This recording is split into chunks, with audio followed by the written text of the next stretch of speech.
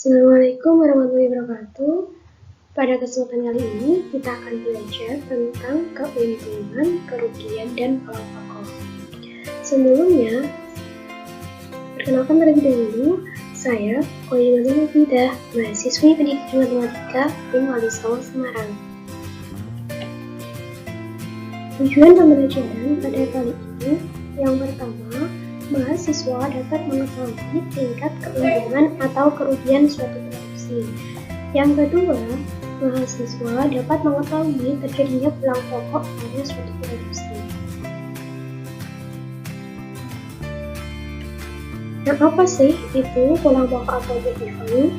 Jadi kalau dalam analisis ekonomi, pulang pokok itu adalah suatu konsep yang digunakan untuk menganalisis jumlah minimum produk yang harus dihasilkan atau terjual agar perusahaan itu tidak mengalami kerugian. Jadi jumlah minimal produk ini, kalau dia minimal terjual, otomatis dia itu tidak mengalami kerugian. Ya bisa jadi berarti dia tidak mengalami kerugian, juga tidak mengalami keuntungan. Itu yang dinamakan dengan pulang pokok. Nah, ini adalah grafiknya, di mana R itu adalah penerimaan total, sedangkan C merupakan biaya total, T adalah tingkat produksi atau jumlah unit suatu barang yang diproduksi, dan TPP merupakan titik pulang pokok, dan P merupakan profit. Nah, jadi saat pulang pokok itu terjadi, maka nantinya itu R akan sama dengan C.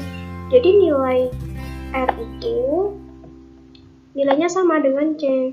Nilai yang diterima sama dengan nilai biaya yang dikeluarkan. Itu yang disebut dengan pulang pokok. Selanjutnya, dari grafik ini bisa kita analisis. Yang pertama, tingkat produksi di Q1 dan Q4 itu mencerminkan keadaan pulang pokok, sebab penerimaan total sama dengan pengeluaran atau biaya total. Di sini kita lihat bahwa R-nya itu sama dengan C. Kemudian yang kedua, area di sebelah kiri Q1 dan di sebelah kanan Q4, dan di sebelah kiri Q1 dan di sebelah kanan Q4 itu adalah mencerminkan keadaan yang rugi, sebab penerimaan total itu lebih kecil dari pengeluaran total. Selanjutnya yang ketiga adalah area Q1 antara Q1 dan Q4 itu mencerminkan keadaan untung, sebab penerimaan total lebih besar dari pengeluaran total. Jadi yang diterima itu lebih besar daripada biaya produksinya, maka dia itu adalah ini. Sedangkan Q3, kita lihat Q3 ini merupakan ini nilai R-nya itu yang paling tinggi. Jadi dia ini merupakan pencapaian titik maksimum atau titik keuntungan yang paling tinggi. Selanjutnya, untuk mengetahui tingkat produksi itu menghasilkan keuntungan berapa, atau mengalami kerugian berapa, atau bahkan mengalami pulang pokok, kita bisa menggunakan rumus P sama dengan R min C. Jadi tadi P merupakan profit, sedangkan R merupakan penerimaan, dan C adalah biaya produksinya.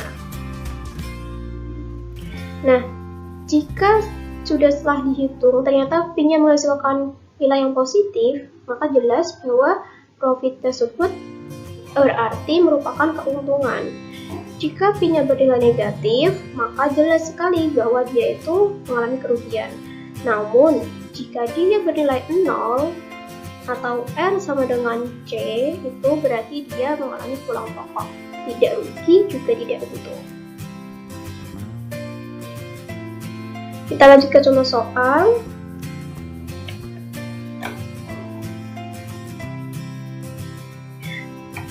Diberi soal penerimaan total yang diperoleh sebuah perusahaan yang ditujukan oleh persamaan R sama dengan P kuadrat plus 40Pi.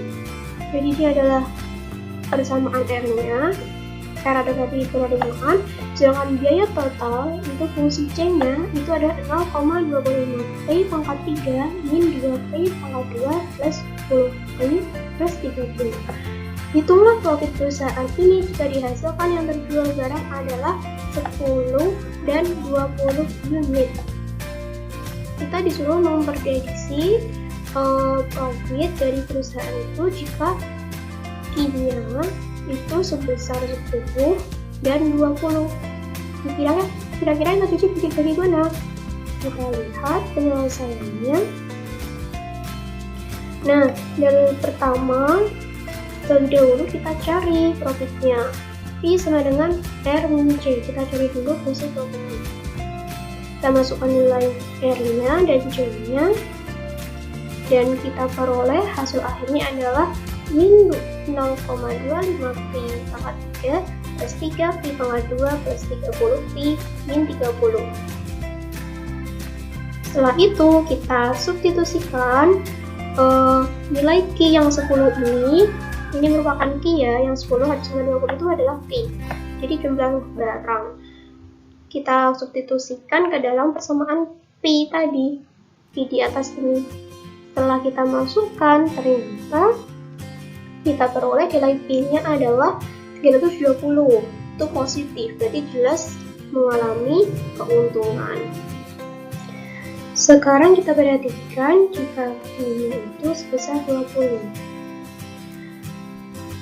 Nilai 20-nya dimasukkan ke dalam persamaan P, sehingga kita peroleh hasil P-nya itu adalah negatif 230. Maka dia itu karena bernilai negatif, maka jelas dia itu mengalami kerugian. Jadi jika perusahaan menghasilkan dan menjual barang sebanyak 20, dia itu mengalami rugi, sedangkan saat dia menjual barang sebesar 10, dia mengalami keuntungan. Untuk soal yang kedua, di sini ada persamaan R-nya sebesar min 3Q kuadrat plus 350Pi, dan fungsi C-nya itu adalah 5Pi kuadrat min 1000Pi plus 85Pi. Kita ditanya tingkat produksi yang menghasilkan penerimaan total maksimum. Kita tahu bahwa dalam persamaan kuadrat sudah kita membuat grafiknya. Untuk mencari nilai maksimumnya atau nilai maksimal itu adalah rumusnya rumusnya itu min B per 2A. Jadi kita fokus kepada yang ditanyakan. Yang ditanyakan adalah penerimaan, fungsi penerimaan. Jadi kita fokus kepada R-nya. Kita tahu di situ bahwa nilai B-nya adalah 750. Sedangkan nilai A-nya itu adalah min 3. Dimasukkan di sini, disubstitusikan, sehingga nilai B-nya adalah 750 per min 6 diperoleh dari 2 kali min 3. Sehingga hasil Q-nya itu adalah 125 unit.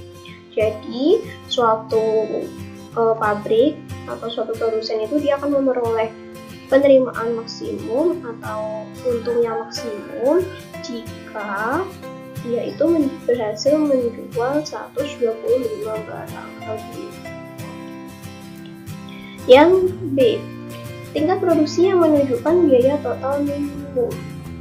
Nah, masih sama, rumusnya minimum sama maksimum masih sama, sedangkan kita ditanyakan tingkat produksi dengan biaya, maka kita fokus pada yang biaya, fungsinya adalah fungsi C.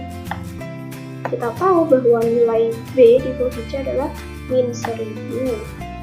Kemudian nilai A-nya adalah 5, sehingga min B per 2A yaitu min 1000 per 2 kali 5, 10, sehingga menjadi 1000 unit.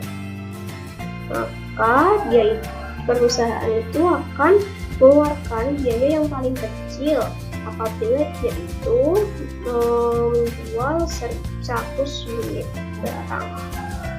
Kemudian soal yang C, manakah yang lebih baik bagi perusahaan untuk berproduksi pada tingkat produksi menghasilkan penerimaan total maksimum atau biaya total minimum. Jadi itu lebih baik mana antara pengeluaran dan pemasukan jika dia itu memproduksi sebesar 125 unit atau 100 unit. Lebih untung yang mana? Lebih untung yang mana? Pertanyaannya di situ. Maka penyelesaiannya adalah yang C itu P sama dengan R min C. Jadi menggunakan rumus pengelompokan terlebih dahulu. Kita cari yang pertama itu kita cari fungsi P-nya.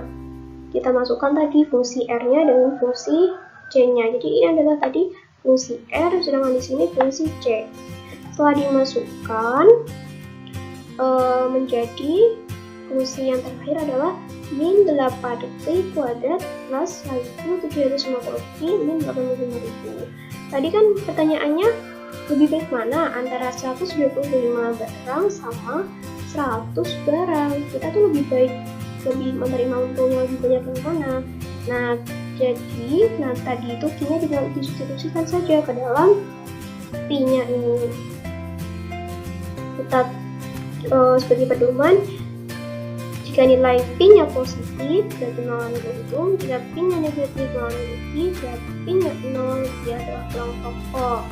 Kita substitusikan saat P itu pada R maksimum.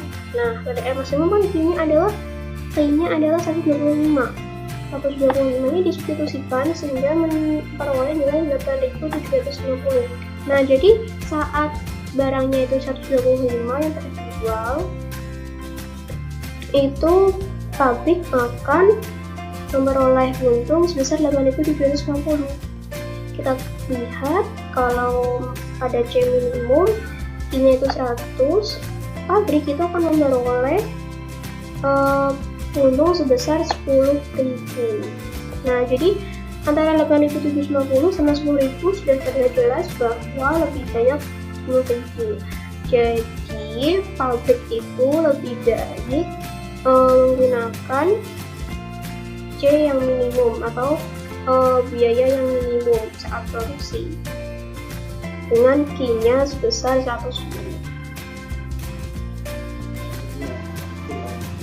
Untuk yang D,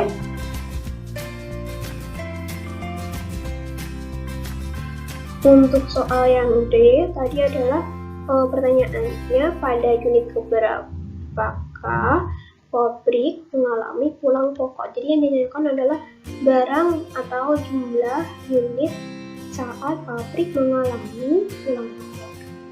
Kita tahu saat pulang pokok itu R sama dengan C. Kita menenangkan, kita masukkan fungsi R dan C-nya sehingga kita peroleh hasil akhirnya yaitu min 8Q kuadrat plus 1.750P min 85.000. Nah, kita cari nilai Q-nya dengan rumus ABC. Kita peroleh nilai Q1-nya adalah 72,8 dan nilai Q2-nya adalah 145,95. Nah, jadi perusahaan itu akan berada di posisi pulang pokok saat dia itu memproduksi barang sebesar 72,8 dan 155,9. Oh, nanti dikeluarkan saja angkanya karena barang tidak mungkin koma ya.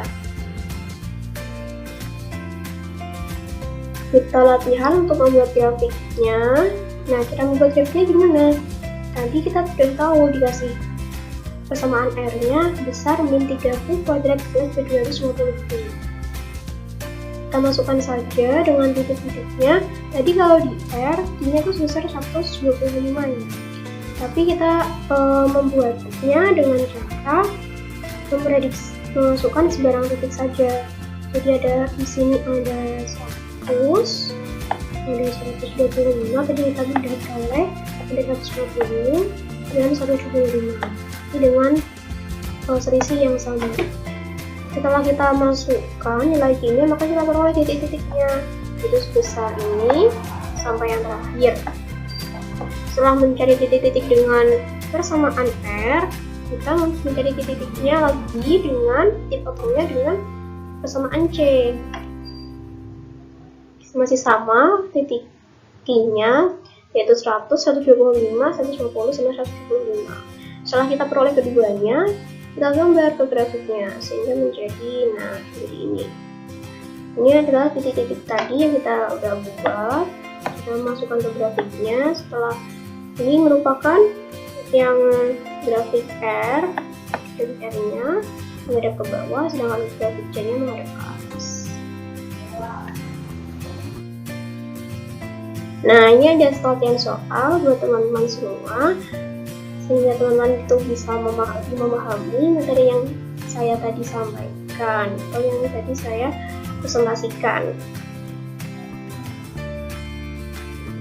Terima kasih atas keterbatasan ilmu saya. Apabila ada kekurangan dan kesalahan atas apa yang saya sampaikan, saya mohon maaf. Wassalamualaikum warahmatullahi wabarakatuh. Sampai jumpa.